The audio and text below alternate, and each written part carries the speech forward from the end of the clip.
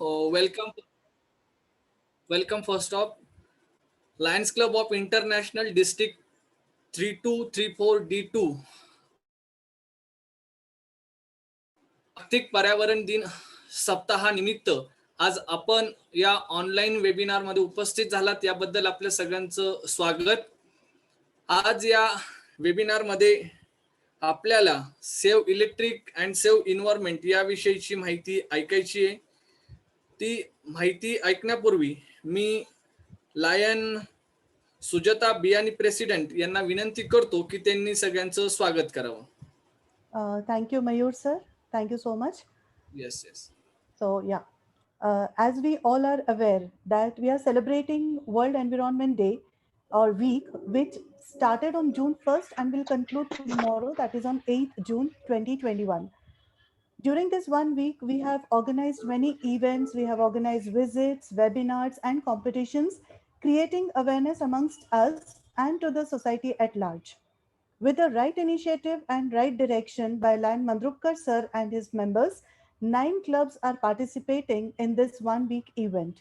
I'm proud to announce the names of all the participating clubs: LCP Supreme, LCP Sinhagad Road, LCP Vijayanagar, Lions Club of Nasik Panchvati, LCP Prabhat, LCP Wisdom, LCP Nav Chaitanya, LCP Eco Friends, and LCP Kothurud.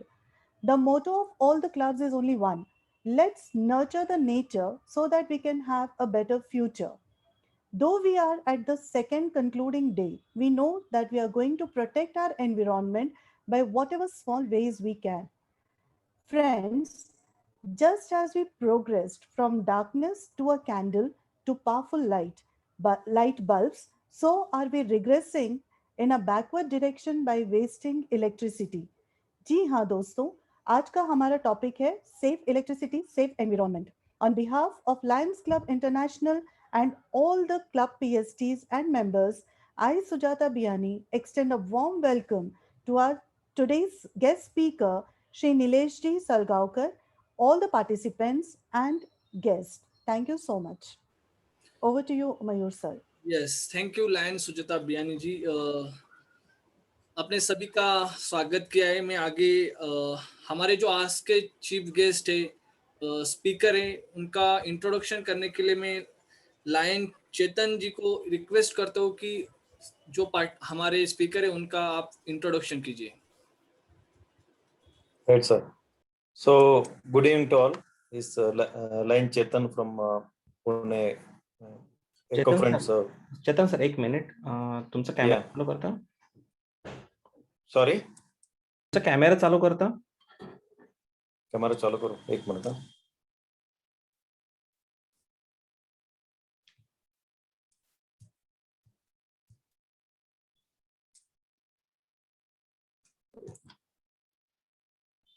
So, चालू केलं. Can I proceed? Yes. Yeah. So, good evening to all. I'm Lion Chetan from Pune, Lion Eco Friends Pune. So, today's subject is save electricity, save nation. Okay. So, why this topic is important? मी थोडा English आणि मराठीमध्ये बोलतो. माझा मराठी फार काही चांगला नाहीये. India जेव्हा इंडिपेंडन्स मिळालं होतं त्यावेळेला पर कॅपिटा एनर्जी कन्झम्पशन इंडियाचा 16 युनिट होता. As on today, the per capita energy consumption is 2100 unit. So almost 70-80%, 80 times jump झालेला आहे. Okay. So advanced nation बघितलं like Canada, जे maximum per capita energy consumption आहे 15,438, followed by USA around 13,000 unit per capita आहे. जे आपण जसं develop गेलो, so it is estimated by 2040 मध्ये आपलं एनर्जी पर कॅपिटा डबल होईल, म्हणजे अराउंड मे बी 2200-300. सो ह्याच्यामध्ये एनर्जी कन्झम्पशन मध्ये इंडियामध्ये almost 21.4% is related to domestic consumption, जे आपण रेसिडेन्स मध्ये जे काही इलेक्ट्रिकल अप्लायन्स यूज करतोय त्याचं कॉन्ट्रीब्युशन आहे. आता एनर्जी जनरेशन कडे बघितलं आपण, almost 60% is contributed by thermal, जे आपलं कोल किंवा other oil fire, gas fire जे जनरेशन आहे, थर्मल जनरेशन आहे. हे 60% जे आहेत हे थर्मल जनरेशन आहे, 12% हायडल आहे आणि 25% रिन्युएबल एनर्जी आहे. सो हे 60% जे थर्मल आहे, this is contributing to CO2 emission hai. So not only saving energy will save some commercial, it will have some commercial value. So it will indirectly impact the emission of greenhouse gases, CO2 emission जे आहे त्याकरता we have to contribute to the nation. हे थोडं I am giving just a background. So to take this topic forward, so we have the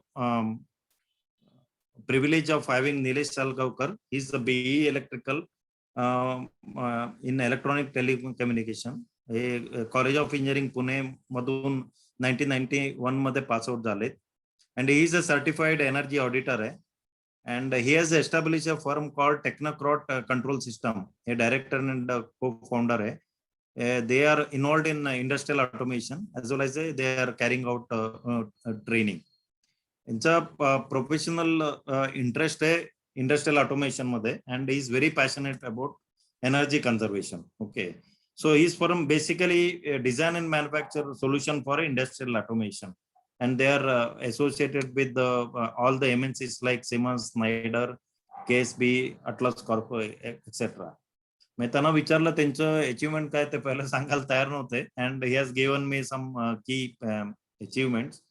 And he has conducted energy audit at reputed industry like Tata Steel, Jindal, Bosch, Godrej, etc. And he has been certified as a Class A energy auditor by MEDA, which is a nodal agency of Government of Maharashtra. Energy efficiency करता MEDA आहे, त्यांच्याकडनं Class A energy auditor म्हणून certified आहे. And he has been awarded by DRDO. सगळ्यांना माहिती आहे DRDO आपलं defence research organisation आहे. As a trusted industrial partner, and his organization has designed India's first open canal irrigation automation system for NLBC canals, which is spread over 350 kilometers.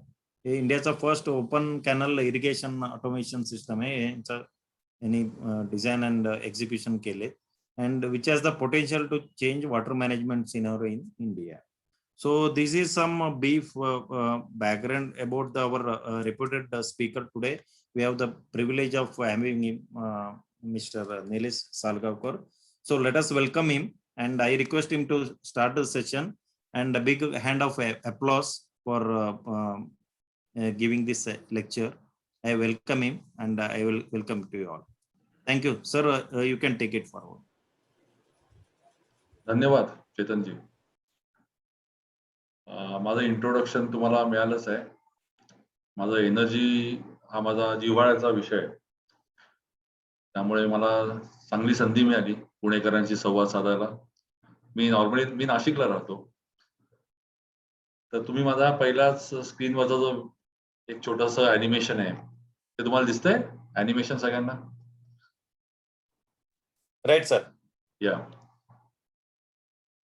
तर हे ॲनिमेशनच self explanatory आहे की आपल्या सगळ्यांचं काम आणि सध्याच्या एन्व्हायरमेंट डेच्या निमित्ताने तुम्हाला लक्षात येईल, आपण आजूबाजूला जेव्हा बघतो तेव्हा प्रचंड प्रमाणात प्रदूषण आहे.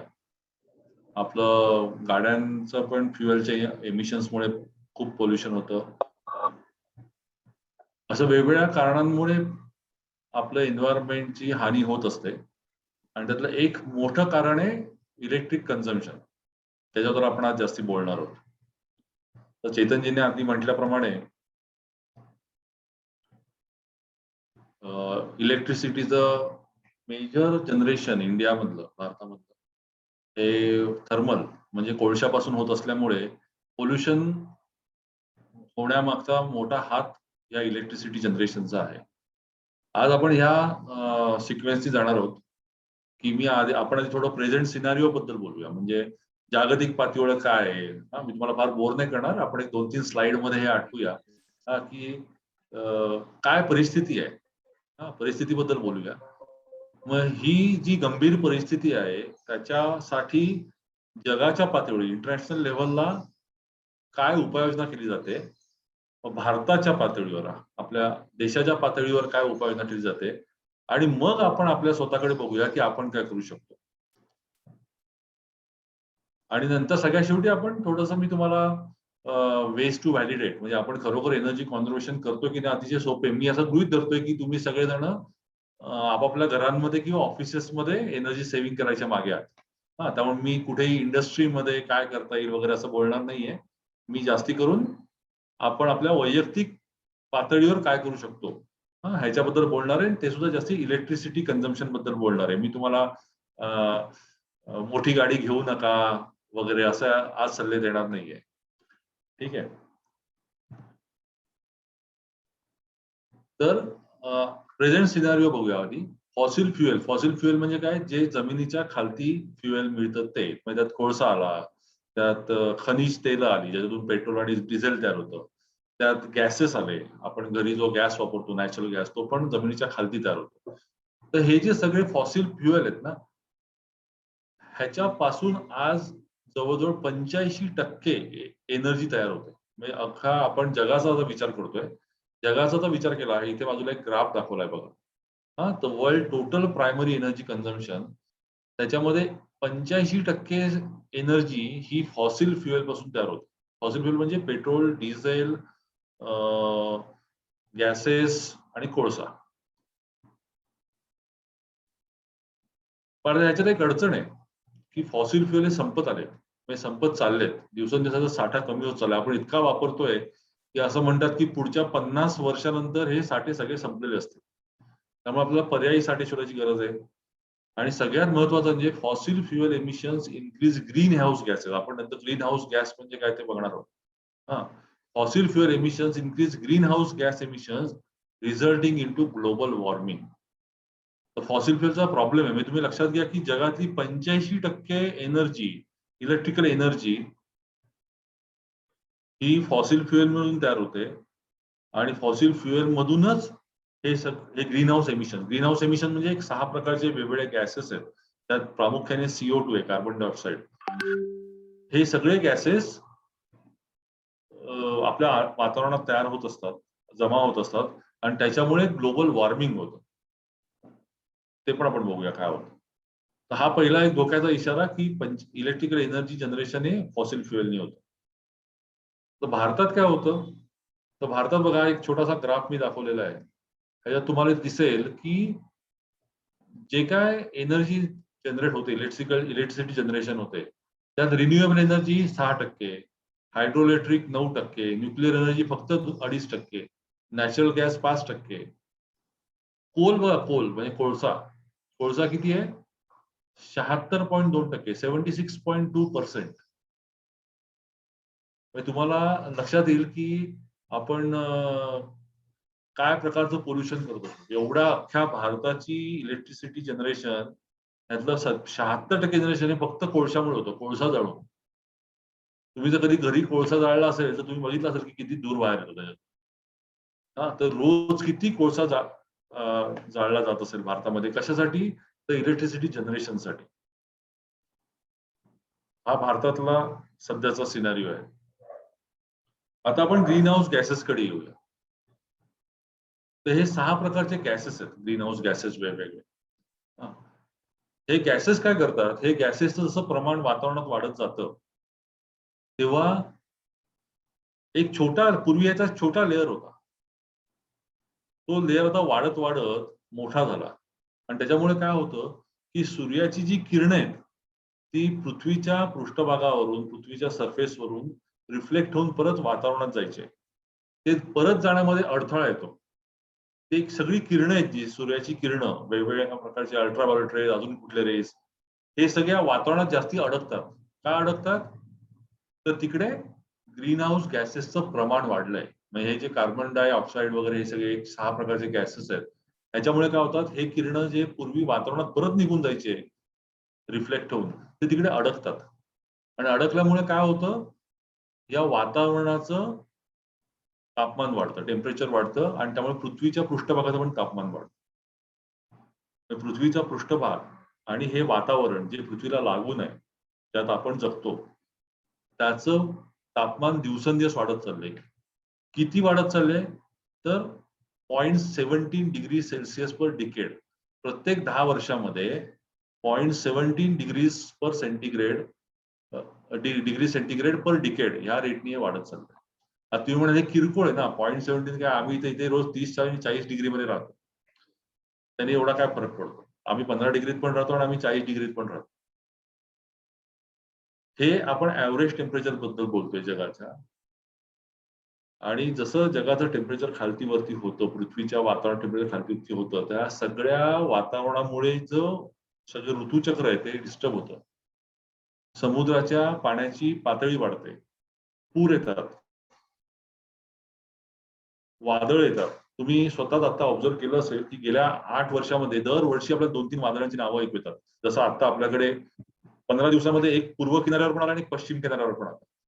ही सगळी वादळं तयार व्हायचं प्रमाण वाढलंय.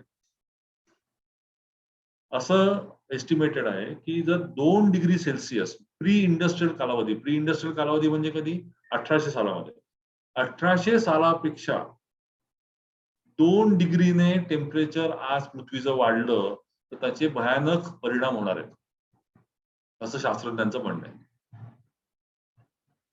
0.17 पर डिकेड या रेटने आपण सध्या वाढत आहे. त्या 2 डिग्रीमुळे पृथ्वीमध्ये उलटापालट होऊ शकते, असं शास्त्रमय प्रचंड डिझास्टर्स इफेक्ट याचा होऊ शकतो. हा एक ग्राफ आहे, त्यात फक्त ते कॉन्सन्ट्रेशन दाखवलेलं आहे पीपीएम. पण तुम्ही हे लक्षात घ्या की प्रत्येक 10 वर्षाला 0.17 चालतं.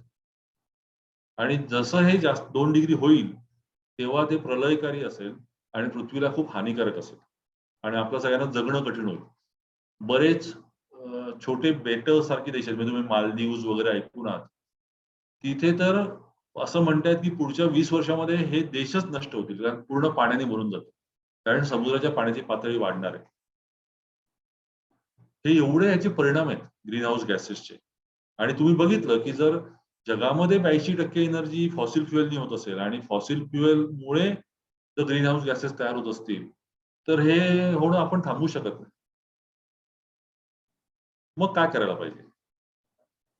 तर आता आपण ह्याच्यावर विचार करतोय आज एन्व्हायरमेंट डे म्हणून, पण हा धोका एक 20 वर्षापूर्वीच लक्षात आला आणि सगळं जग विनो हे सगळे या दिशेने काम करायला लागले. तर हा एक परिणाम झाला एन्व्हायरमेंटचा. जस्ट तुमच्या खिशाला किती चाट बसते, म्हणजे आपल्या पर्सनल लेव्हलला काय आज फरक पडतो हे दाखवायला मी हे पण एक स्लाइड तयार केली होती की ह्याची किंमत पण दिवसेंदिवस वाढते फॉसिल फ्युएलची. त्यामुळे तुमची एनर्जीची कॉस्ट पण वाढते. तुम्ही 2009 साली 3.5 रुपयांनी तुम्ही एक युनिट विकत घ्यायचे इलेक्ट्रिसिटीचं. आज तुम्ही 11 रुपये 80 पैसे घेत आहेत. इंडस्ट्री किंवा कमर्शियल कॉम्प्लेक्स तर अजून जास्त आहे. एवढ्या प्रचंड प्रमाणात किंमत वाढलेली आहे. 300% इन्क्रीज इन एनर्जी कॉस्ट. किती वर्षामध्ये? हार्डली 11 वर्ष 12 वर्षामध्ये. हा जर सगळा विचार केला तर तुम्हाला असं लक्षात येईल की energy conservation is a very logical decision. म्हणजे इथे कुठलाही मतांतर असू शकत नाही. Very logical decision in terms of profitability, म्हणजे आपल्या थोडं पैशाचं जास्ती सेव्हिंग होऊ शकतं. In terms of national interest. आता नॅशनल इंटरेस्ट का? तर तुम्हाला हे माहित असेल की आपण जे खनिज तेल वापरतो, पेट्रोल, डिझेल, ऑइल, हे जे सगळं वापरतो, त्याचं आपल्या देशामध्ये जी टोटल मागणी आहे, टोटल जो डिमांड आहे, त्यापैकी फक्त 18% आपल्या देशात तयार होतं. 82% फॉसिल फ्युएल वर साठी आपण दुसऱ्या देशांवर अवलंबून आहोत आणि त्याच्यासाठी प्रचंड प्रमाणात फॉरेन एक्सचेंज आपल्याला खर्च करावा लागतो. म्हणजे आपला जो रुपी गटांगळ्या खात असतो त्याचं एक मोठं कारण हे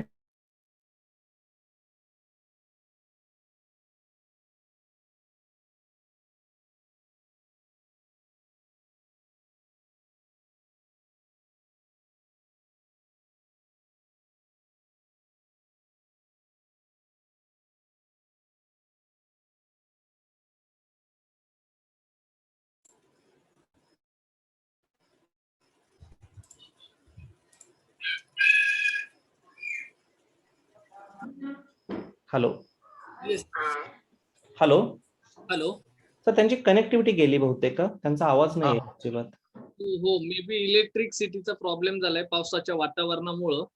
तर हा, त्यांची कनेक्टिव्हिटीच गेलेली आहे. 2 मिनिटं लागतील, कनेक्टिव्हिटी येऊन जाईल, परत ते जॉईन होतील, मग परत त्यांना मी को-होस्ट करेल. हो, yes yes yes yes. Yes आपण 1-2 मिनिटं वाट बघूया. Yes sir, yes. तोपर्यंत कोण बोलत असेल तर बोलू द्या तोपर्यंत. हो हो. झालेले आहेत सर, जॉईन झालेले आहेत. आले सर आले. हो, झाले.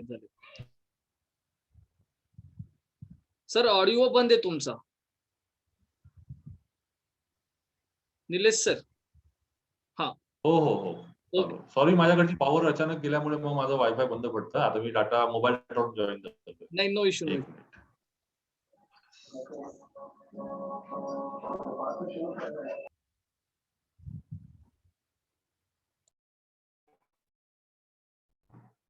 दिसतोय स्क्रीन माझा? हो सर, दिसतंय. Okay, great. सो आपण इथे होतो की नॅशनल इंटरेस्ट, की आपला फॉरेन एक्सचेंज इतक्या प्रमाणात या इंधनावर वापरलं जातं की आपला रुपी स्ट्रॉंगच होऊ शकत नाही. त्यामुळे देशासाठी सुद्धा, देशाच्या सुरक्षिततेसाठी सुद्धा हे खूप महत्वाचं आहे की आपण हे इंधन कमीत कमी वापरलं पाहिजे. आणि इंटरेस्ट फॉर फ्युचर जनरेशन, म्हणजे हे आपण आज आपला जो मुख्य विषय आहे की एन्व्हायरमेंट चांगलं ठेवण्यासाठी इलेक्ट्रिसिटी सेव्ह करणं, हा इथे कनेक्टेड आहे की आज जर आपण हे ग्लोबल वॉर्मिंग होऊन दिलं तर याचे परिणाम काय होणार आहेत? आपले मुलं, आपले नातवंड, ह्यांना पृथ्वी राहण्याजोगी राहणार नाही, आणि हा सगळ्यात मोठा धोका आहे. आणि त्याच्यासाठी एनर्जी कॉन्झर्वेशनला पर्याय नाही. आपण एवढं तर नक्की करू शकतो, राईट? आता मग ह्याच्यासाठी देश, सगळं जग काय करतंय? तर हे सगळं जग, सगळे जगातले देश, त्यांचे मुख्य युनो हे गेले 25 वर्षांपासून ह्याच्यावर काम करतात. आधी क्योटो प्रोटोकॉल म्हणून जपानला सांगितला होता.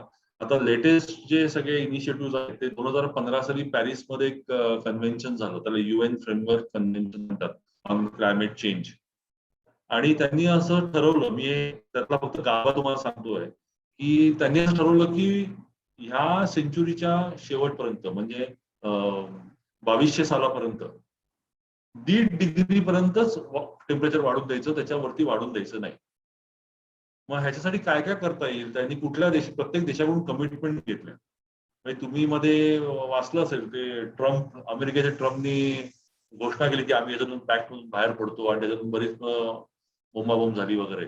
तर हे सगळे देश एकत्र येऊन त्यांनी डिसिजन घेतली की आम्ही सगळे कमिट करतोय आणि आम्ही सगळे प्रयत्न करू की ह्या सेंचुरीच्या, या शतकाच्या शेवटपर्यंत आम्ही 1.5 डिग्रीच्या वरती टेम्परेचर वाढून देणार नाही, आणि ह्याच्यासाठी आम्ही सगळे प्रयत्न करू. आणि मग प्रत्येक देशाने काही काही गोष्टी कमिट केलेल्या आहेत. तसं भारताने पण कमिट केल्या आहेत. नॅशनल लेवल इनिशिएटिव्ह म्हणजे भारताने काय कमिट केलंय, तर to reduce the emissions intensity of its GDP by 33 to 35%. म्हणजे आज एखाद्या आपल्या ठराविक GDPला जर एवढी एनर्जी लागत असेल तर त्याच्यासाठी 33% आम्ही ती एनर्जी कमी करू बाय 2030. म्हणजे 2005 ची जी लेवल होती त्याच्या 30% आम्ही, 33 ते 35% आम्ही कमी करू, असं आपल्या देशाने ठरवलं. दुसरा काय इनिशिएटिव्ह आहे, to achieve about 40% cumulative electrical power install capacity through non fossil fuel. म्हणजे तुम्ही जे बघतायत की सगळीकडे सोलरचं खूप आज वाढत चाललेलं आहे, किंवा काही न्यूक्लिअर प्लांट एस्टॅब्लिश होत आहेत. हे कशासाठी, तर 2030 सालापर्यंत आपली 40% कॅपॅसिटी एनर्जी जनरेशनची ही नॉन फॉसिल फ्युएलनी झाली पाहिजे. हा एक इनिशिएटिव्ह आहे. आणि तिसरा महत्वाचा इनिशिएटिव्ह आहे, to create an addition carbon sink of 2.5 to 3 billion tons of CO2 equivalent through additional forest and tree cover. आपल्या सगळ्यांना माहिती आहे, आपण सगळे शिकलो की आपले झाडं CO2 कंझ्युम करतात. आपण ऑक्सिजन घेतो, झाडं CO2 घेतात, कार्बन डायऑक्साईड घेतात. तर जेवढं तुम्ही ग्रीन कव्हर, जंगल वाढवणार तेवढं आपला CO2 तिकडे कंझ्युम होणार, म्हणजे ग्रीन गॅसेस थोडेसे कमी होणार.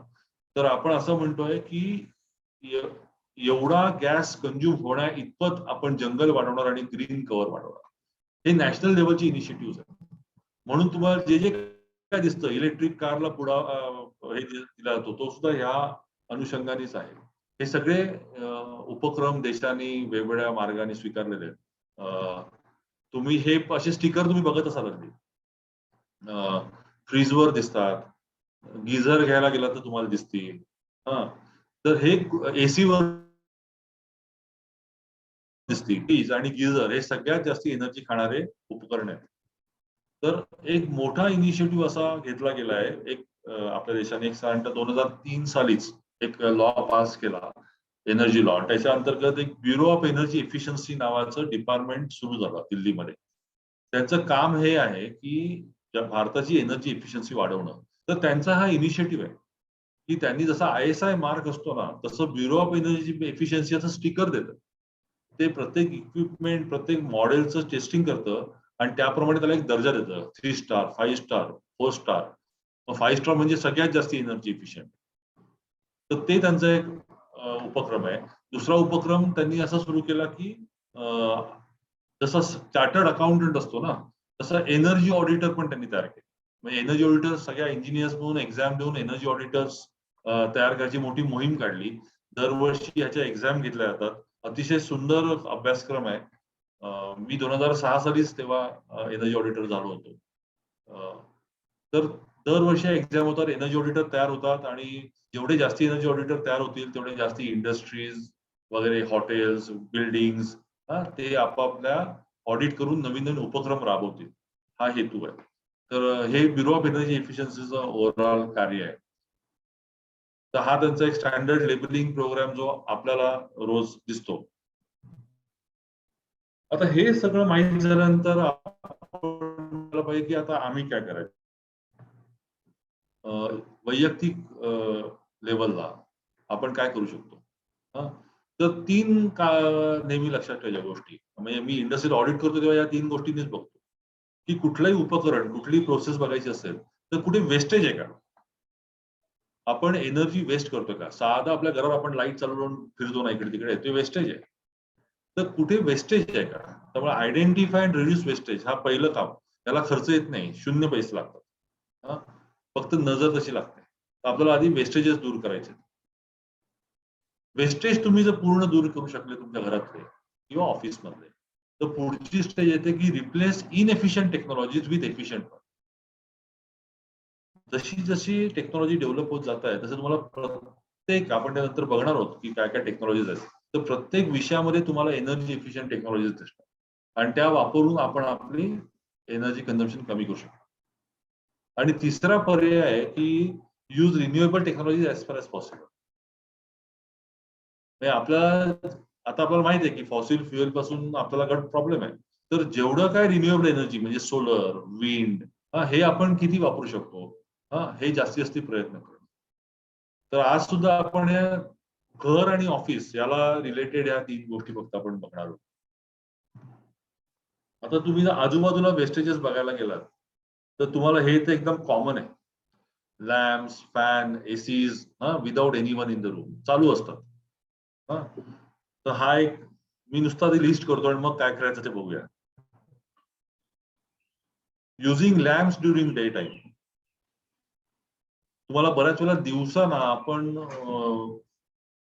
आपलं दार बंद करतो, खिडक्यांना पडदे लावतो आणि घरात लाईट लावून बसतो, लॅम्प लावून बसतो. हे पण तुम्हाला बऱ्याच वेळा अनुभवायला येईल. हे ते एकदम छोटं बघा हे आपलं लक्षात येत नाही. आपण बऱ्याच वेळेला गरम गरम दूध हे फ्रीजमध्ये ठेवतो. लक्षात घ्या तुम्ही जेव्हा गरम गरम दूध फ्रीजमध्ये ठेवता तेव्हा काय होतं की ते गरम दुधात मधली एनर्जी त्यातली हीट ही बाहेर काढण्यासाठी फ्रीजला जास्ती काम करावं लागतं. तर आपल्याला काय करायला पाहिजे रूम टेम्परेचरला दूध आणायचं आणि मगच ठेवायचं. कुठलाही गरम पदार्थ फ्रीजमध्ये ठेवायचा नाही. आणि तसंच उलट की आपण एकदम फ्रीज मधून दूध काढतो आणि आपण गॅसवर ठेवतो. म्हणजे त्या दूध जे रूम टेम्परेचरला एरवी 0 एनर्जी मध्ये आलं असतं त्यासाठी पण आपण गॅस वापरतो. आपल्याला काय करायला पाहिजे फक्त थोड्या वेळ आधी ते दूध जर काढून ठेवलं तर एक 10 मिनिटात 15 मिनिटात ते रूम टेम्परेचरला येणार पण आपल्याला धीर नसतो, आपण ते आधी काढून लगेच तापायला ठेवतो. बऱ्याच वेळा तुम्हाला हे दिसेल की AC with less than 24 degree Celsius टेम्परेचरसाठी हे सुद्धा वेस्टेज आहे. का? आपल्या शरीराचंच तुम्हाला माहित आहे की टेम्परेचर हे 36-37 डिग्री असतं. 24 डिग्री टेम्परेचर जर बाजूला असेल, डिग्री सेल्सिअस टेम्परेचर असेल, तरी हे आयडियली आपल्याला मोस्ट सुटेबल आहे. तुम्ही सारखं थंड ह्याच्यात राहिलं तरी शरीराला त्रास होऊ शकतो. त्यामुळे 24 डिग्रीला जर तुम्ही टेम्परेचर ठेवलं तर it is most ideal. Consumption पण कमी होतं. तुम्ही जर 22, 21, 20, काही लोक तर 16 ठेवतात, that is waste of energy, जी आपण गरज नसताना करत असतो आणि त्यांनी तुमच्या शरीरावर विपरीत परिणाम पण होत असतो. Electronic equipments in stand by mode, हे पण तुम्ही नेहमी ऑब्झर्व करता. तुमचा टीव्ही, कॉम्प्युटरचा मॉनिटर, अशा बऱ्याच गोष्टी आपण स्टँड बाय मोड मध्ये असतात रात्रभर. लाईट चालू असतो ना, लाल लाईट चालू असतो बघा, तुम्हाला वाटतं तुम्ही बंद केलेलं आहे. कमी एनर्जी का होईना पण तो त्यावेळेला टीव्ही घेत असतो आणि असं 8-8 तास जेव्हा चालू राहतं आणि असं 365 दिवस जेव्हा चालू राहतं, असं जेव्हा हजारो घरांमध्ये चालू असतं, तेव्हा तुम्ही विचार करा की बऱ्यापैकी मोठी एनर्जी ही खर्च केली जाते. हे आपल्या मी घरातले उदाहरण देतो. तुम्ही तुमच्या रोज समोर घडणाऱ्या गोष्टी आहेत या. Running washing machines with less clothes. Washing machine motor तर आपण जोरात फिरवतो, पण त्यात जे ऍक्च्युअली सपोज 5 किलो साठी ते वॉशिंग मशीन बनले, 5 किलो कपड्यांसाठी एका वेळेला, तिथे आपण हार्डली 500 ग्रॅम कपडे टाकतो. तर हा पण आपण विचार करायला पाहिजे की आपण एखादं मशीन प्रॉपर लोडिंग मध्ये वापरलं पाहिजे. त्याला कमी लोड मध्ये चालतो, जास्ती एनर्जी, जास्ती म्हणजे एनर्जी इनएफिशियंट असतो. एनर्जी जास्ती नाही घेत, पण एनर्जी इनएफिशियंट असतो. हे आपले वेस्टेजेस आहेत. आता यासाठी अजून एक आहे, एसीज विथ चोक्ड फिल्टर. आपल्या एअर कंडिशनर्स पुढे एक फिल्टर असतो, एअर फिल्टर असतो. तो हळूहळू चोक होतो धुळीमुळे, चोक होतो. आणि तो जर चोक काही नाही, 2 मिनिटाचं काम असतं त्याला क्लीन करणं. ते आपण केलं नाही तर काय होतं की तो एसीचा कॉम्प्रेसर विम्प्रेसर सगळं जोरात फिरत राहतं, की थंड हवा बाहेरच येत नाही. त्यामुळे एसीला वाटतं अरे रूम अजून गरम आहे, तो अजून जोरात फिरत राहतो. तो कधीच स्टँड बाय मोडवर जात नाही, तो बंद होत नाही, अनलोड मध्ये जात नाही. हे अगदी साधी आपल्या आजूबाजूला घडणारी उदाहरणं आहेत.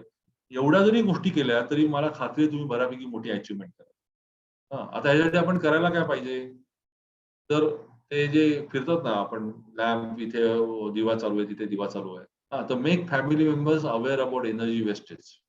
हे पहिलं काम. सगळ्यात मोठे म्हणजे हे कल्चरच एस्टॅब्लिश करायला पाहिजे ना आपण, की आपल्या मुलांना सगळ्यांना सवय लावली पाहिजे की बाबा असं नाही, हे योग्य नाही, याचे हे परिणाम होतात, ते बंदच राहिलं पाहिजे. हा वेस्टेज करायचा आपला अधिकार नाहीये.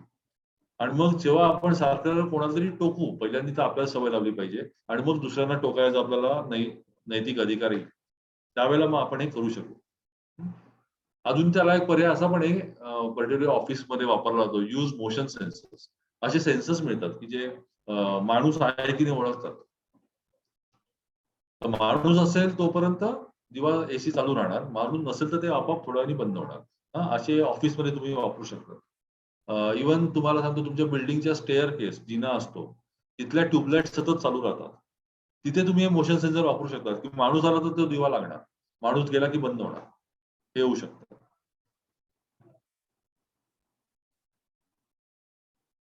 ते जे आपण गरम दूध फ्रीजमध्ये ठेवतो किंवा कोल्ड दूध डायरेक्ट गॅसवर ठेवतो, त्यासाठी काय करायला पाहिजे, रूम टेम्परेचरला आणायचं आणि मग वापरायचं.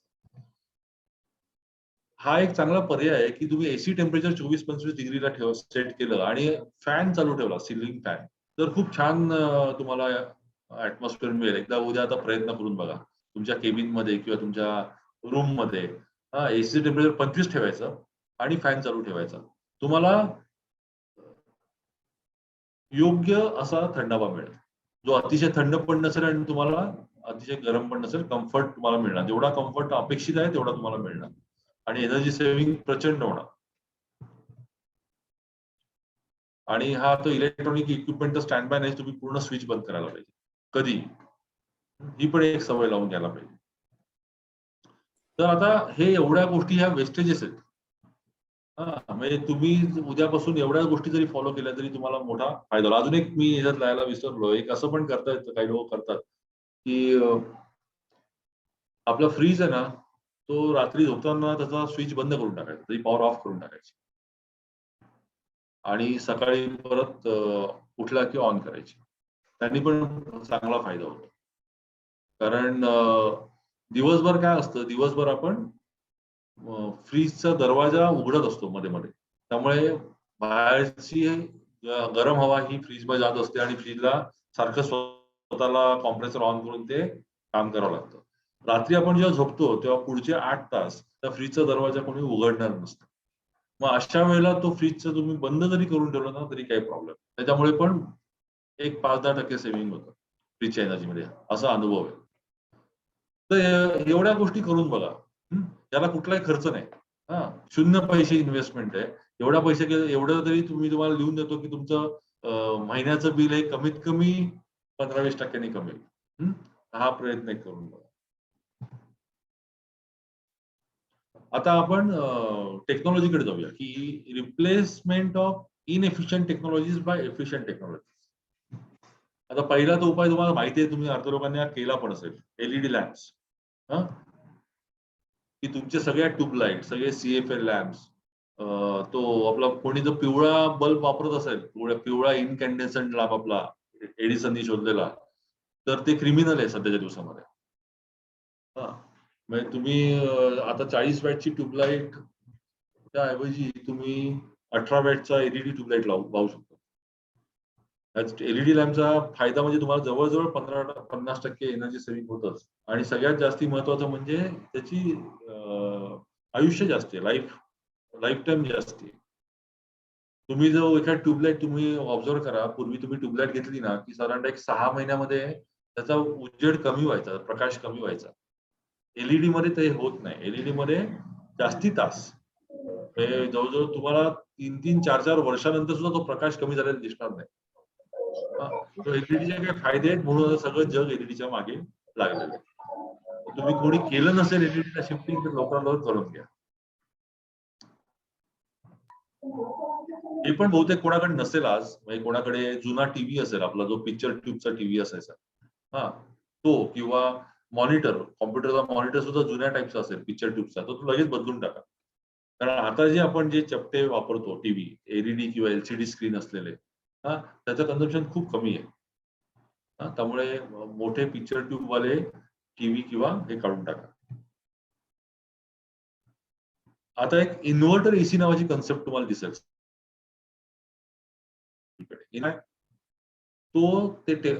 बाकीचे एसी हे ऑन ऑफ होतात. टेम्परेचर कमी झालं की तो कॉम्प्रेसर बंद होईल, टेम्परेचर थोडं वाढलं की परत सुरू होतील, जसे ऑन ऑफ होत असतात. इन्व्हर्टर एसी काय करतो, तो ऑन ऑफ नाही होत, तो त्याचा कॉम्प्रेसरचा स्पीड कमी जास्ती करतो. कॉम्प्रेसरची जी मोटर असते त्याचा स्पीड कमी जास्ती करतो आणि त्यातून खूप सेव्हिंग होतं, एनर्जी सेव्हिंग होतं. तर ह्याच्यात सुद्धा असं आढळलेलं की 50% वर एनर्जी सेव्हिंग होऊ शकतं. तर तुम्ही आता जेव्हा तुम्ही आज स्वतः असलेला जुना एसी बदलला डायरेक्ट इन्व्हर्टर एसीने, तरी ते परवडण्यासारखे, ते आपण नंतर बघणार आहोत.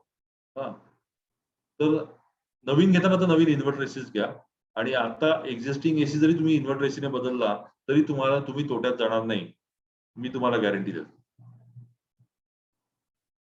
एक डबल ग्लेज विंडो म्हणून कन्सेप्ट आहे. बऱ्याच वेळा काय असतं, आपण एसी रूम मध्ये असतो पण बाहेरून काचेतून हीट आत येत असते. तुम्ही जर काचेला हात लावला एसीच्या रूम मध्ये सुद्धा, तर काच थोडी गरम असते आणि ते एसीची एनर्जी, थंडावा तो शोषून घेत असते. ते एक डबल ग्लेज विंडोज मिळतात, तर 2 काचा असतात. त्यामुळे काय होतं की ही हीट आहे, बाहेरची हीट आतमध्ये येत नाही. तिथे मध्ये एक इन्सुलेशन असतं, म्हणजे मध्ये हवा असते किंवा व्हॅक्यूम असतो, त्याच्यामुळे ती बाहेरची हीट आतमध्ये येत नाही आणि तुमच्या एसी ची एफिशियन्सी वाढते. हे पण वेस्टेजच आहे ना एका प्रकारचं, की बाहेरची हीट आत येते आणि तुम्ही ती हीटचं टेम्परेचर सुद्धा कमी करण्यासाठी एसी वापरतात. एसीने फक्त आपल्या बॉडीचं मुळे जे टेम्परेचर वाढतं रूम मधलं तेवढंच कमी करायला पाहिजे. तर डबल ग्लेज विंडो हा पण एक चांगला ऑप्शन आहे. आता तुमची बिल्डिंग असेल किंवा तुम्ही बंगल्यात असाल तर तुमच्या गार्डन मध्ये लाईट्स असतील, किंवा तुमचा मोठा रेसिडेन्शियल कॉम्प्लेक्स आहे आणि तिथे बाहेर स्ट्रीट लाईट्स आहेत. तुम्ही बघितलं असाल की बऱ्याच वेळेला लॅम्प्स जास्ती वेळ सकाळी सूर्योगोल तरी चालू राहतात किंवा संध्याकाळ झाली तरी सुरू होत नाही, असे दोन्ही प्रॉब्लेम असतात. हे तर आपल्या कॉर्पोरेशनच्या लाइटिंग मध्ये, स्ट्रीट लाइटिंग मध्ये हा नेहमीच आपल्याला दिसणारा प्रकार आहे. तर ह्याच्यासाठी पूर्वी अगदी सुरुवातीला प्रकाश, सूर्याचा प्रकाश सेन्स करायला सेन्सर असायचे, ते वापरायचे. पण त्याच्यावर धूळ वगैरे बसते, मग ते कधी माल फंक्शन करतात. म्हणून नंतर मग टाइम स्विचेस आले. टाइम स्विचेस म्हणजे काय, तुम्ही त्याला प्रोग्राम करू शकता की संध्याकाळी 7ला ऑन करा, सकाळी 7ला बंद होतील किंवा 6ला बंद होतील. पण त्यात पण एक अडचण काय होती, की जसे ऋतू बदलतात त्याप्रमाणे सूर्योदय आणि सूर्यास्ताच्या वेळा बदलतात. आणि मग ते परत परत सेटिंग करावं लागायचं. की अरे आता उन्हाळा सुरू झाला, आता हे उशिरा सूर्य मावळणार आहे किंवा लवकर सूर्य उजाडणार आहे. मग ते सगळं सारखं सेटिंग करावं लागायचं. आता हा एकदम छान प्रोडक्ट आहे मार्केटमध्ये, ऍस्ट्रॉनॉमिकल टाइम 3-4 हजार रुपयाला मिळतो. तो काय करतो तुम्हाला माहिती आहे, की आता पुण्याला ना 365 डेज अख्ख्या वर्षासाठी प्रत्येक दिवशी सूर्यास्त आणि सूर्योदय कधी होणार हे माहिती आहे. हे फिक्स आहे, कारण अक्षांश, रेखांश, लॉन्जिट्यूड आणि लॅटिट्यूड वरून हे ठरतं, तुमच्या लोकेशन वरून ठरतं की कुठल्या तारखेला सूर्योदय आणि सूर्यास्त काय असतं. आपलं ते पंचांग तुम्हाला माहितच आहे, ते याच्यावरूनच काम करतं. तर हे इंटेलिजंट युनिट, त्याला तुम्ही एकदा आजची तारीख टाकली आणि अक्षांश, रेखांश सांगितले की तो पुढचं सगळं स्वतःच करतो. तो रोजचे सूर्योदय, सूर्यास्त त्याला माहिती आहे, तो त्याप्रमाणे दिवे ऑन ऑफ करतो वगैरे. या सगळं इव्हन त्यात अशी पण सोय असते की सूर्यास्त झाल्यानंतर 4 तासानंतर सगळे लॅम्प ऑफ करून टाका. हे सगळं तो करू शकतो. आता हे खूप ठिकाणी वापरलं जातं. तुमच्या पुढे असं कॅम्पस लाइटिंग जर जास्ती एनर्जी जात असेल तर तुम्ही तिथे ऍस्ट्रॉनॉमिकल टायमर वापरू शकता. माझी सिन्सिअर सजेशन आहे की तुम्ही जर एसी वापरत असाल तर त्याच्यावेळी तुम्ही एअर कूलर वापरायला. एअर कूलरचं कन्झम्पशन एसी पेक्षा खूपच कमी आहे. म्हणजे आपला सिलिंग फॅन आहे ना, त्या सिलिंग फॅन एवढंच कन्झम्पशन साधारणतः एअर कूलरचं आहे. त्यामुळे शक्य असेल तिथे तुम्ही एसी काढून एअर कूलर वापरले पाहिजे. फक्त पाणी भरायची एक झंझट असते, पण एअर कूलरचा थंडावा खूप छान असतो. म्हणजे तुम्हाला मी उदाहरण देतो की मागच्या 2 वर्षापूर्वी मी जर्मनीत एका एक्झिबिशनला होतो. तिथे त्यांना ऍक्च्युली एअर कूलर ही कन्सेप्टच माहित नव्हती युरोपात. पण त्यांनी आता तिकडे एअर कूलर ही कन्सेप्ट आली आणि लेटेस्ट टेक्नॉलॉजी म्हणून तिकडे ती दाखवली जाते. आणि त्याला ते तिकडे ॲडिबॅटिक कूलिंग वगैरे असे शब्द वापरतात. आपण एअर कूलर भारतामध्ये 50 वर्षापासून वापरतायत. म्हणजे तुम्ही जर मोठ्या नागपूर आणि त्या एरियात गेला तर तुम्हाला खिडक्यांमध्ये मोठे मोठे कूलर दिसतात. आता हे अतिशय छान कूलर्स आलेले आहेत, ते अगदी तुम्ही रिमोटनी ऑपरेट करू शकतात. आणि एसी पेक्षा त्याचं कन्झम्पशन 10% 10% पेक्षा कमी आहे. तर air cooler is a good product which can replace air conditioner.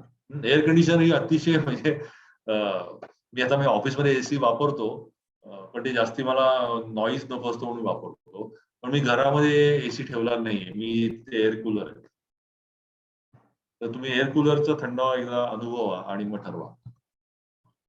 अजून एक टेक्नॉलॉजी आहे, आपले जे सिलिंग फॅन आहेत त्याच्या तसेच दिसणारे एक डीसी फॅन आलेले आहेत. त्याला BLDC म्हणून एक मोटरची टेक्नॉलॉजी आहे.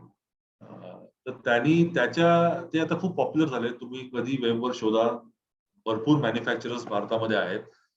नॉर्मल सिलिंग फॅन हा 40 वॅट देतो आणि हे जे BLDC फॅन वाले आहेत, सॉरी नॉर्मल हे ते 75 वॅट घेतात आणि जे BLDC वाले असतात ते साधारणतः 28 वॅट मध्ये काम करतात. 20 ते 28 वॅट इतका फरक आहे. म्हणजे 50-60% सेव्हिंग आहे. आणि त्याला अतिशय छान रिमोट येतो, तुम्ही रिमोटने डीसी फॅन वापरू शकता. तर असे खूप छान टेक्नॉलॉजी आहे, ही सगळीकडे अवेलेबल आहे, तुम्ही कुठेही घेऊ शकता. आता एक डे लाईट हार्वेस्टिंग म्हणून कन्सेप्ट आहे. तुम्ही नेहमी बघता की आपण दिवसा, मी आता उदाहरण दिलं ना की दिवसा सुद्धा आपल्याला लॅम्प लावावे लागतात, कारण का घरात उजेड नसतो. का उजेड नसतो? आपण पडदे लावलेले असतात. का पडदे लावलेले असतात? कारण ग्लेअर, हीट आत येते, खूप असा ग्लेअर आत येतो, सूर्याची किरणं खूप जोरात येतात, म्हणून आम्ही पडदा लावून ठेवतो आणि मग आतमध्ये लाईट लावतो. तर खरं तर काय आहे, कुठलंही घर तयार करताना नॅचरल लाइटिंगचा खूप विचार केला पाहिजे, पण तरी ते शक्य होत नाही. ओके, तर मग डे लाईट हार्वेस्टिंग म्हणून कन्सेप्ट आहे. डे लाईट हार्वेस्टिंग म्हणजे काय, बाहेरून सूर्यप्रकाश आत खेचून आणा. तर त्याची एक छान छोटासा व्हिडिओ आहे, मी तुम्हाला तो दाखवणार आहे. तो साऊंड ऑन करतो.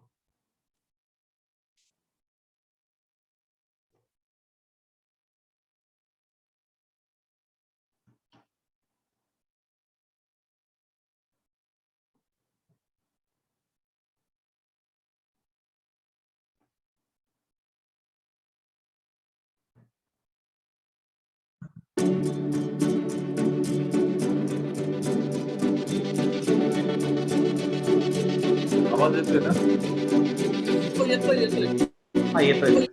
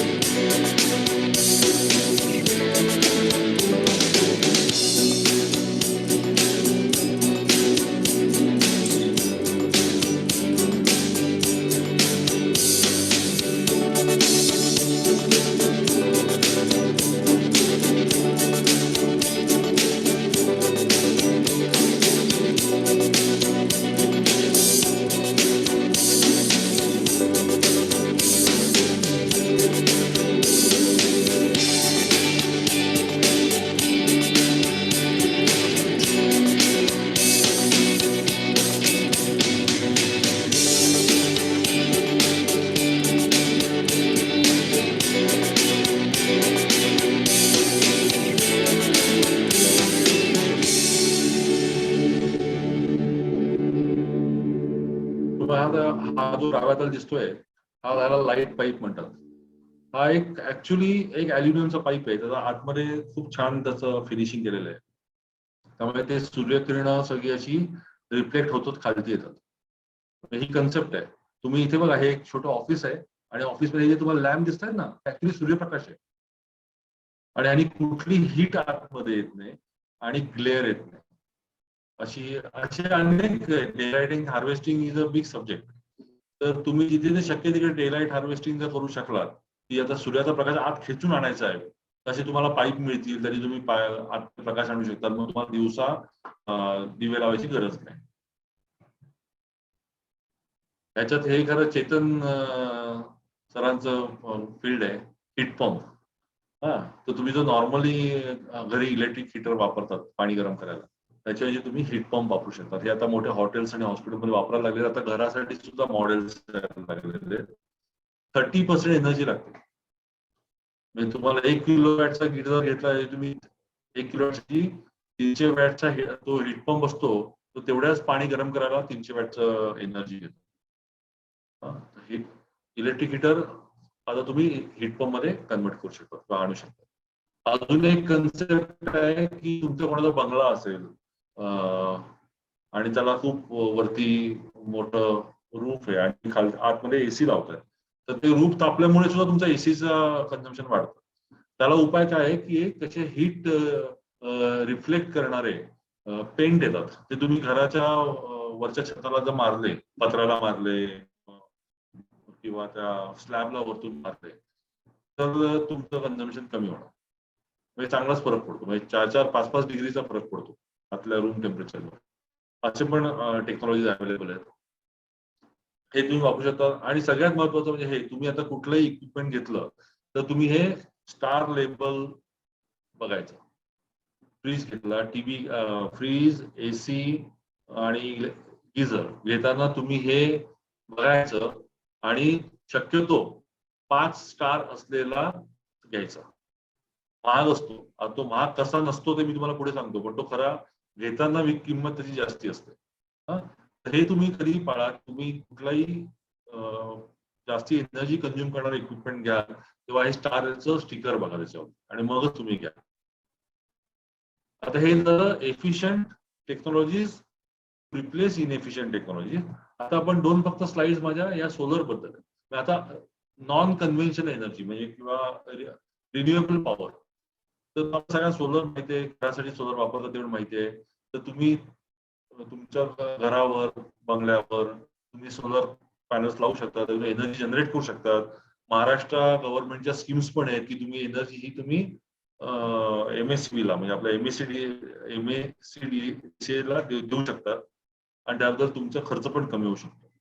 फक्त आता जरा त्यांच्या अजून सगळ्या पॉलिसीज नीट व्हायच्या आहेत, त्यामुळे त्यात थोडेसे अडथळे आहेत. पण तुम्ही विचारू शकता सोलर डीलर तुमच्या आजूबाजूच्या की सध्या कसं आहे आणि आम्ही वापरतो का. नॉर्मली याचे 4-5 वर्षामध्ये पैसे वसूल होतात असं एक आहे गणित.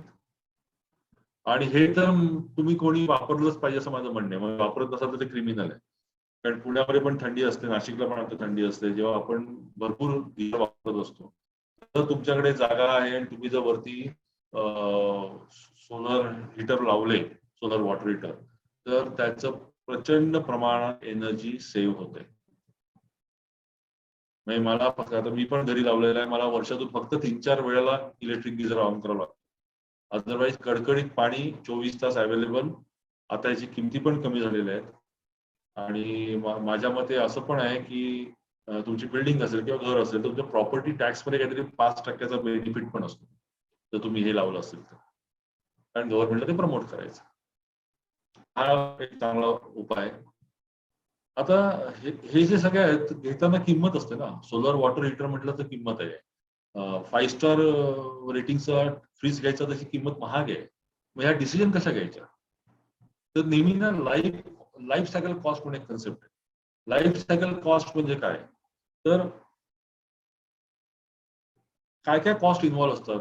मी विकत घेणार तेव्हा पर्चेसिंगची एक कॉस्ट असते. मी पुढचं 5 वर्ष ते इक्विपमेंट वापरणार तेव्हा ते काय काय खर्च करणार. त्याला पेट्रोल लागणार का, डिझेल लागणार का, इलेक्ट्रिक एनर्जी लागणार. मग ती इलेक्ट्रिक एनर्जी किती लागणार, ती पण त्याची लाईफ सायकल कॉस्ट आहे. मध्ये मेंटेनन्स लागणार, ही सुद्धा लाईफ सायकल कॉस्ट आहे. तर आपण नेहमी डिसिजन घेताना फक्त परचेस ची प्राइस नाही बघितली पाहिजे, तर आपण पूर्ण लाईफ सायकल कॉस्ट बघायला पाहिजे. तुम्ही जेव्हा लाईफ सायकल कॉस्ट बघाल ना तेव्हा energy cost comes into picture. एकदम सोपी गोष्ट, सोपं उदाहरण. आज सुद्धा तुम्ही जर मार्केटमध्ये गेला तर तो जो पूर्वीचा आपला दिवा आहे, पिवळा दिवा, तो अजूनही तुम्हाला 15-20 रुपयाला मिळेल. आणि तेच तुम्ही एलईडी लॅम्प घ्यायला गेला तर तुम्हाला 120 रुपयाला वगैरे काहीतरी मिळेल. तर तुम्ही एलईडी लॅम्प का घेतात, कारण तुम्हाला माहित आहे की तो जो इनकॅन्डेसंट लॅम्प आहे, पिवळा लॅम्प, तो एक तर टिकतोच काहीतरी 2-3 महिनेच टिकतो, बरोबर नाही. दुसरी गोष्ट, तो इतकी एनर्जी खातो पण तो सुरुवातीला स्वस्त पडतो. आपण आज 120 रुपये टाकू शकतो ना. मग जर आपण आज 120 रुपये टाकले तर पुढच्या वर्षभरात हे 120 रुपये वसूल होऊन पुढचे 3 वर्ष फायदा होणार आहे. तर नेहमी लाईफ सायकल कॉस्टचा विचार करायला पाहिजे. परचेस किंमत, परचेसची प्राइस, एनर्जीची कॉस्ट, मेंटेनन्स कॉस्ट, फेल्युअरच्या रिप्लेसमेंटची कॉस्ट, ही सगळं मिळून लाईफ सायकल कॉस्ट होते. तुम्ही या सगळ्याचा जर विचार केला तर तुम्ही गॅरंटेड मी लिहून देतो की तुम्ही फक्त हाय एनर्जी एफिशियंट प्रोडक्टच विकत घ्याल आणि परचेस प्राइस कडे बघणार नाही, कारण तुम्हाला माहिती आहे की मला पुढे जाऊन फायदा आहे. तर नेहमी लाईफ सायकल कॉस्टचा विचार करायला पाहिजे. आता हे एनर्जी सेव्ह करण्यासाठी आता 2 गोष्टी आहेत. सगळ्यात सोपा मुद्दा म्हणजे आपण फक्त इलेक्ट्रिसिटी बद्दल जर बोलत असू तुम्हाला बिल येतं. महावितरण म्हणजे MSCDCLच बिल लावलेलं आहे, तुम्हाला हे देत असेल. ह्याच्या 2च गोष्टी बघायच्या. इथे नाही युनिट तुम्ही किती युनिट कंझ्युम केले ते बघायचं. तुम्ही ती टोटल अमाऊंट बघत नका जाऊ, म्हणजे 2000 येते का 3000 येते ती सध्या बघूच नका, कारण त्याच्यात खूप टॅक्सेस असतात. तर तुम्हाला मग कधीच हे MSCDCL मध्येच काहीतरी कुठेतरी उपकर वाढवत असतं, काहीतरी करत असतं. तर पैसे नका बघू, तुम्ही नंबर ऑफ युनिट्स कंझ्युम बघा. नंबर ऑफ युनिट्स किती कंझ्युम होतात हे तुम्ही बघितलं पाहिजे आणि त्याच्यात काही कमी कमी होतात का ते बघायला पाहिजे. मग आता हे तुम्हाला ठेवायला पाहिजे बिलं. त्याच्याशिवाय तुम्हाला एमएससीडी सेल ही मदत करतं बघा. हा मी तुम्हाला इथे ग्राफ दाखवलाय. एमएससीडी सेल तुम्हाला मागच्या 12 महिन्याचं कन्झम्पशन देतं आणि तुम्हाला सांगतो की तुम्ही एनर्जी एफिशियंट तुमची चांगली आहे की नाही. तरी तुम्ही मुद्दाम हा ग्राफ बघत जा आणि त्याच्यावरून तुम्ही सगळ्या तुमच्या फॅमिली मेंबर्सना पण एज्युकेट करू शकतात की अरे बघ आपलं हे वाढलेलं आहे, आपण ऍक्च्युली कमी व्हायला पाहिजे, आपले 10% वाढलंय. तुम्हाला मी माझ्या घराचं उदाहरण देऊ शकतो. माझा एक बंगला आहे, एक 4-5 खोल्यांचा. यू वोंट बिलीव्ह माझे युनिट कन्झम्पशन हे 70 ते 90 युनिट्सच्या मध्ये असतं. 70 ते 90 युनिट्समुळे अजून फायदा होतो. जेव्हा तुम्ही 100 युनिट्सच्या तुमचं बिल युनिट्सच्या खाली तुमचं कन्झम्पशन असतं, तेव्हा तुम्ही गव्हर्नमेंट गरीब लोकांना म्हणून कमी किंमत लावतो, तर 3.5 रुपयाला वीज मिळते. तर आज माझं जे चार्जेस आहेत युनिट्सचे ते 3.5 रुपये आहेत. माझं 500 रुपये वगैरे बिल असतं जास्तीत जास्त. ते उपकर वगैरे काय काय टाकून 500 रुपये बिल होतं. माझ्या घरात 4-5 लोक आहेत आणि माझं एक 2-1 हजार स्क्वेअर फीटचं घर आहे. तर हे इझिली पॉसिबल आहे. फक्त आपण हे कल्चर तयार करता आलं पाहिजे आणि आपण स्वतः त्याच्यावर खूप जागृत राहायला पाहिजे. पैसे वाचवणं हा दुय्यम भाग आहे. पण आपण तुम्ही असा विचार करा की पुण्यातल्या सगळ्या लोकांनी प्रत्येकाने दर महिन्याला एक 100 युनिट जरी वाचवले ना, केवढा मोठा इम्पॅक्ट आहे. नुसतं लायन्सनी सुद्धा, तुम्ही सगळ्या लायन्स मेंबर्सनी सुद्धा एवढी वाचवली तरी तेवढा मोठा इम्पॅक्ट आहे आणि नक्की पॉसिबल आहे. तर हे आपण नक्की करू शकतो. दुसरा एक उपाय आहे अजून व्हॅलिडेट करायचा, तो मी याच्यात मुद्दाम दिला नाही कारण डिटेल आहे. कार्बन फुटप्रिंट म्हणून कन्सेप्ट आहे. कार्बन फुटप्रिंट तुम्हाला काही लोकांना माहिती पण असेल. तुम्ही नक्की किती फॉसिल फ्युएल वापरतायत. मग तो आपण गाडी पण वापरतो, गाडीमध्ये पण हे असतं. तर नक्की किती फॉसिल फ्युएल वापरतायत ह्याचं कॅल्क्युलेशन करता येतं आणि मग तुम्ही ती कार्बन फुटप्रिंट आपल्या इंडिव्हिज्युअल व्यक्तीची, एखाद्या घराची, एखाद्या ऑर्गनायझेशनची अशी पण काढू शकतात. पण त्याला तुम्हाला कॅल्क्युलेशन करावं लागतील. त्याचा बराच डाटा इंटरनेटवर अवेलेबल आहे.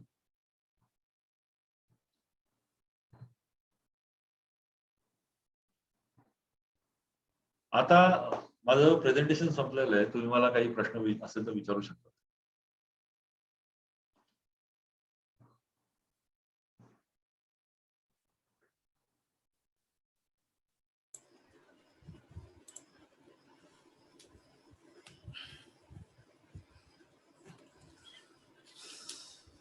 हॅलो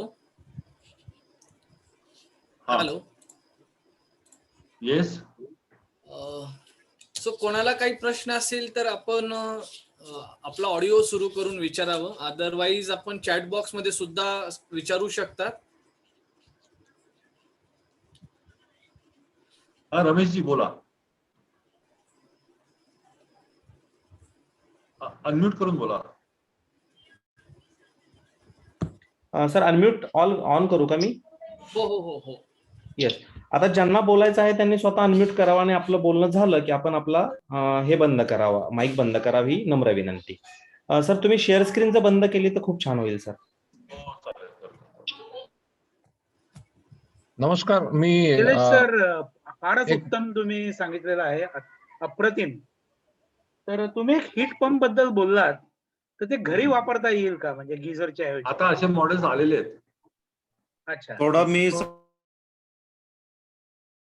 शकतो. हीट पंप मध्ये 2 टाईपचं आहे, कमर्शियल युसेज आणि एक डोमेस्टिक युसेज आहे. डोमेस्टिक मध्ये तुम्हाला 100, 150, 200 लिटर असा मॉडेल्स मिळतात तुम्हाला. याच्यामध्ये 100 litres per hour, 200 litre 24 hours तुम्हाला ते पाणी देतात. आता सोलार मध्ये एक लिमिटेशन आहे की पावसाळ्यात किंवा रात्रीच्या वेळेला तुम्हाला कन्झम्पशन असतं तर पाणी भेटत नाही, पण हीट पंप मध्ये 24/7 पाणी मिळतात आणि ह्याच्यात छोटा मॉडेल पण अवेलेबल आहे. ओके, ठीक आहे. धन्यवाद. आणि सर तुमची प्रेझेंटेशनची कॉपी मिळू शकेल का? हो, मी पाठवतो नक्की. मी चेतन साहेबांना पाठवतो. चेतनकडे पाठवून द्या. आम्ही चेतन. ओके. वसंत कुमार, आपला ऑडिओ सुरू करा आणि विचारा प्रश्न. मी audible sir? Yes yes yes yes.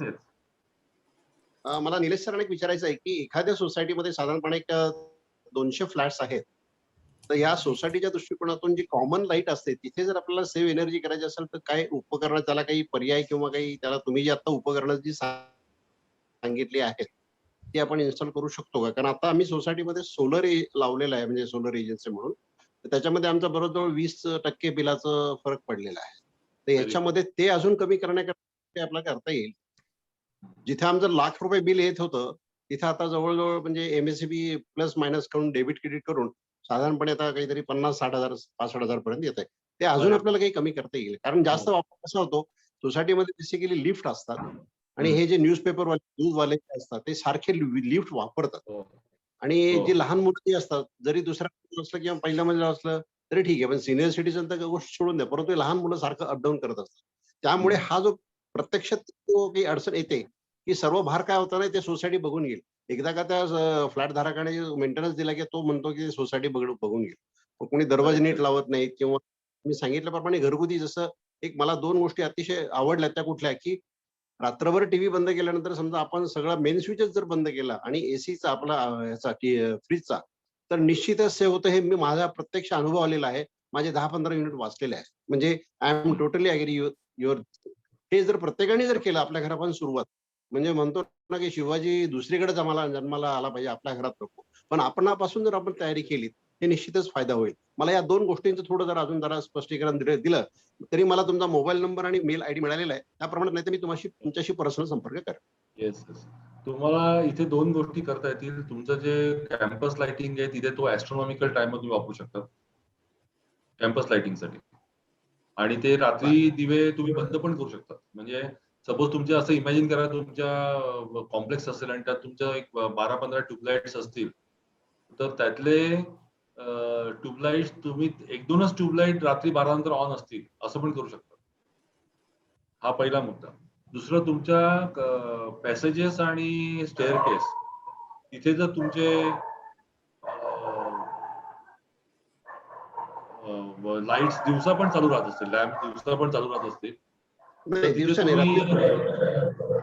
हा मग काही विषय नाही. पण दिवसा चालू राहत असतील तर तुम्ही तिकडे ते मोशन सेन्सर लावू शकता. ती माणसं आली तरच दिवे लागतील. आता आम्ही त्याच्यामध्ये एक अजून ऍडिशन केलं, की ते दिवे जे असतात ते एलईडी टाईप सुरुवात केली. त्याच्यामुळे बरेचशी एनर्जी पण म्हणजे एलईडीमुळे तुमचा खर्च खूपच कमी होईल. एलईडी तर पहिल्यांदा आणि रिप्लेस करूनच सर्वसाधारणपणे टाका. कॉमन ज्या लाईट असतात, की सोसायटीच्या गार्डन मधले किंवा स्विमिंग पूल मधले, ते रात्री आम्ही सगळं बंद करून देतो.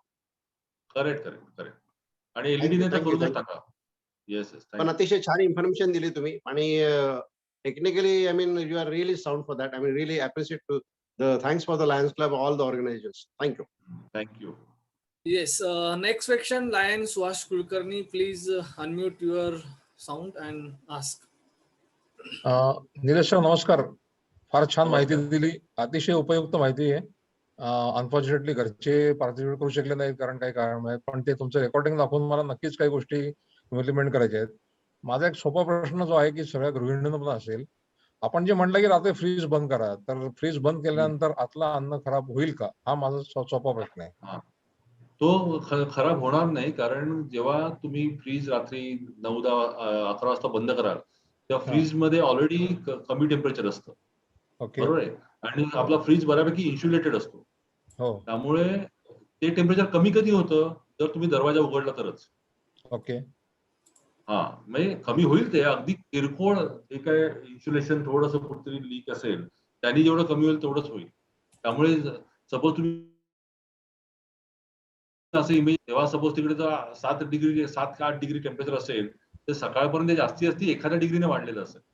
ओके. ओके. जास्तीत जास्त ते पण नाही. ओके. कारण आपलं इन्सुलेशन आहे ना, तुम्ही बघितलं ना आपला फ्रीज किती इन्सुलेटेड असतो. ओके. फ्रीजच्या कॉम्प्रेसरला काम का करावं लागतं? कारण आपण सारखे दरवाजा उघडतो, मग बरोबर. गरम हवा आत जाते, मग त्याला परत काम करावं लागतं. पण रात्रीचा आपण दरवाजा उघडणारच नसेल तर हे होणारच नाही. बरोबर. Okay. Thank you so much. Thank you. कोणाला प्रश्न असेल तर कृपया प्लीज आपण चॅट बॉक्स मध्ये, अदरवाईज आपल्या ऑडिओ सुरू करून आपण विचारू शकता.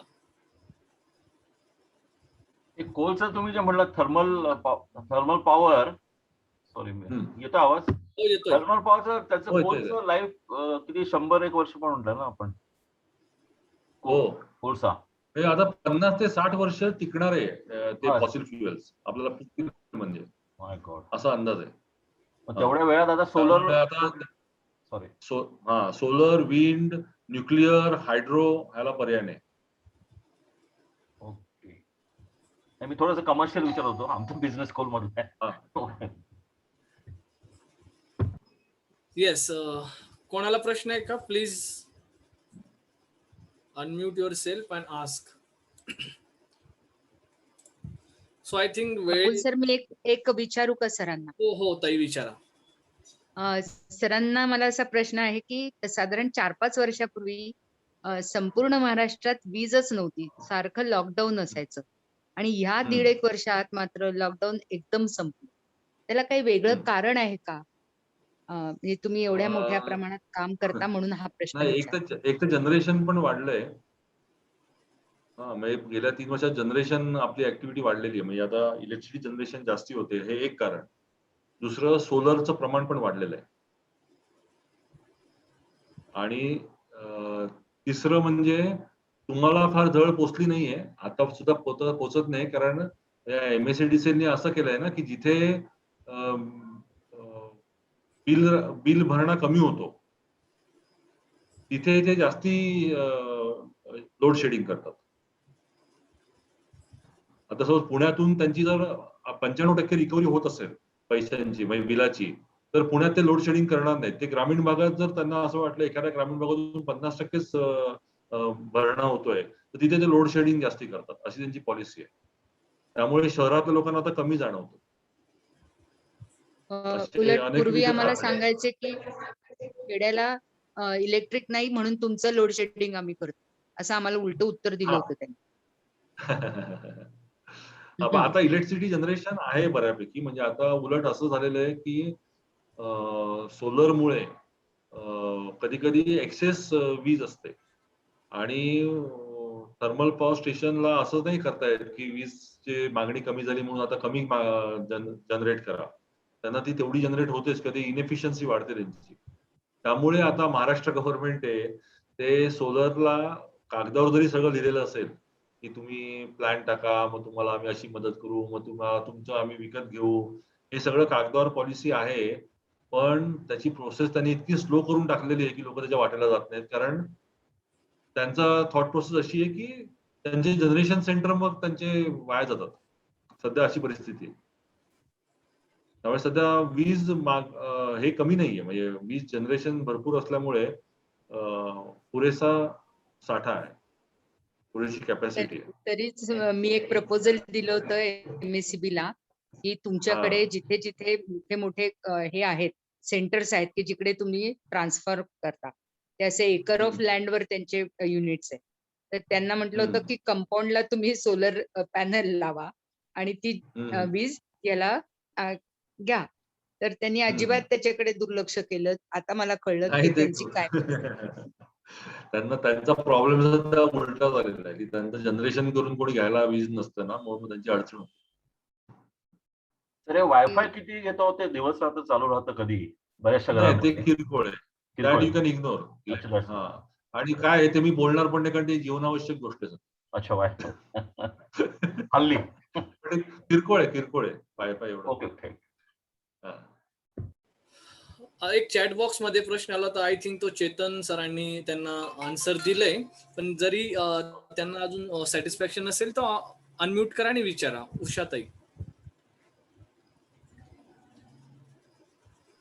Ushatai Desai.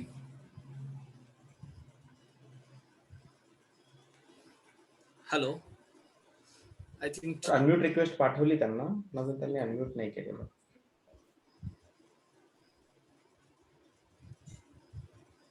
I think sir ते अनम्यूट नाही करत आहे मॅडम. ठीक आहे. Anil Mandrupkar sir hand raise केलाय. अनिल मंद्रुपकर त्यांनीच पाठवलं. निलेश सर, म्हणजे अतिशय उत्तम माहिती सांगितली. तर इलेक्ट्रिसिटी जर कंझम्पशन जर कमी करायचं असेल, अदर कंझम्पशन आपण पाण्याचा वापर जेवढा कमी करू, अदर त्याच्यामुळे सुद्धा म्हणजे इलेक्ट्रिसिटी वाचेल, म्हणजे असं माझं मत आहे. अगदी खरंय. कारण वॉटर पंपिंग आणि वॉटर प्युरिफिकेशन ह्याच्यामध्ये सुद्धा खूप एनर्जी जाते, फक्त ती आपल्या खिशातून जात नाही, ती कॉर्पोरेशनची जाते, म्हणून आपण त्याची काळजी करत नाही. पण तुम्ही पाण्याचा जेवढा कमी वापर करू शकाल तेवढा तुम्हाला फायदा आहे. म्हणजे आपल्या एन्व्हायरमेंटच्या दृष्टीने फायदा आहे, इलेक्ट्रिसिटी कमी लागेल. धन्यवाद. Yes, thank you. ठीक आहे. आपल्या वेळेनुसार आता 8 वाजले आणि आय थिंक प्रत्येकाच्या प्रश्नाचं उत्तर मिळालं असेल आणि खूप इन्फॉर्मेटिव्ह आणि हे म्हणजे जे सेशन्स होतं निलेश सरांनी सांगितलं ते खरंच उपयुक्त सगळ्यांसाठी होतं. तर सगळ्यात शेवटी आभार प्रदर्शन, या आभार प्रदर्शनासाठी मी स्वतः आपले सगळ्यांचे आभार मानतो. लायन्स क्लब इंटरनॅशनल आयोजित या वेबिनारमध्ये आज उपस्थित असलेले सर्व लायन्स प्लस क्लबचे प्रतिनिधी, अध्यक्ष, सेक्रेटरी आणि इतर सामाजिक संस्था, नागरिक जे सहभागी, त्यांचे मनापासून आभार. आणि या उपक्रमासाठी ज्यांनी टेक्निकल आपल्याला सहकार्य केलं त्यांचे देखील आभार. आणि सगळ्यात महत्त्वाचे आभार म्हणजे जे आपल्याला एवढं मोलाचं मार्गदर्शन ज्यांनी दिलं ते निलेश साळगावकर सर यांच्या आमच्या क्लबच्या वतीने, डिस्ट्रिक्टच्या वतीने मनपूर्वक आभार. हा कार्यक्रम इथं संपला असं मी जाहीर करतो. धन्यवाद. थँक्यू. Mayur, yes sir. एक मिनिट. उद्याची माहिती सांगा. येस, उद्या या वीकचा म्हणजे जागतिक पर्यावरण दिन सप्ताहाचा शेवटचा ग्रँड फिनाले आणि या उद्याच्या ग्रँड फिनाल्यामध्ये राज्यसभेचे सदस्य सौ वंदनाताई चव्हाण, जे एक सजग लोकप्रतिनिधी आहे, पर्यावरणाशी त्यांचं खूप घनिष्ठ नातं आहे, तर ते उद्या global warming and role of NGO याविषयी सगळ्यांना मार्गदर्शन करणार आहे. उद्या आपण आपल्या संपर्कातील नागरिकांना देखील सांगावं आणि आपण स्वतः देखील उपस्थित राहावं, हीच फक्त सूचना होती. धन्यवाद.